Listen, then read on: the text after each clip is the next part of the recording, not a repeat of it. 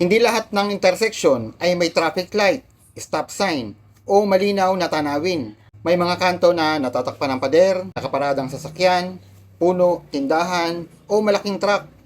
Dahil dito, hindi mo agad nakikita kung may motorsiklo, bisikleta, pedestrian, o may sasakyang mabilis na paparating mula sa gilid. Ito ang tinatawag na blind intersection. At delikado rito, ang basta pagpasok dahil lamang mukhang walang kasalubong.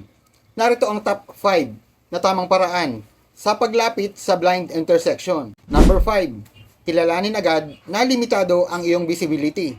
Habang papalapit pa lamang, tingnan kung may pader, bakod, puno, poste o sasakyang nakaharang sa iyong linya ng paningin. Kapag hindi mo nakikita ang magkabilang bahagi ng kalsada, huwag isiping walang paparating.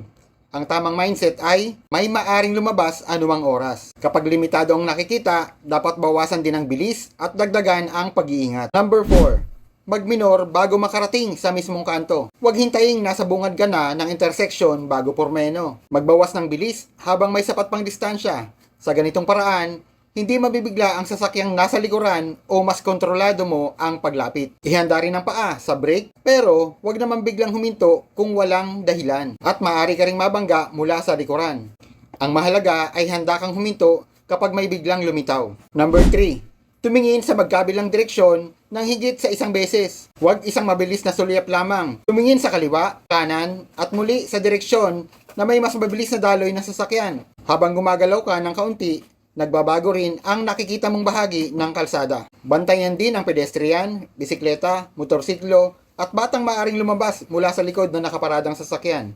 Huwag ituon ng pansin sa mga kotse lamang. Number 2, gumapang ng dahan-dahan hanggang magkaroon ng malinaw na tanawin. Kung ligtas at wala kang hinaharangang pedestrian lane, maaari kang umabante ng kaunti upang makita ang magkabilang bahagi. Dahan-dahan lamang at kontrolado ang paggalaw.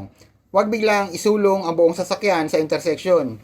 Ang unang ilabas mo ay sapat lamang para magkaroon ng mas magandang view nang hindi ka kaagad nakaharang sa daaranan ng iba. Kapag may paparating, huminto at magbigay daan kung kinakailangan. At ang number 1, huwag ipilit ang right of way kung hindi ka sigurado.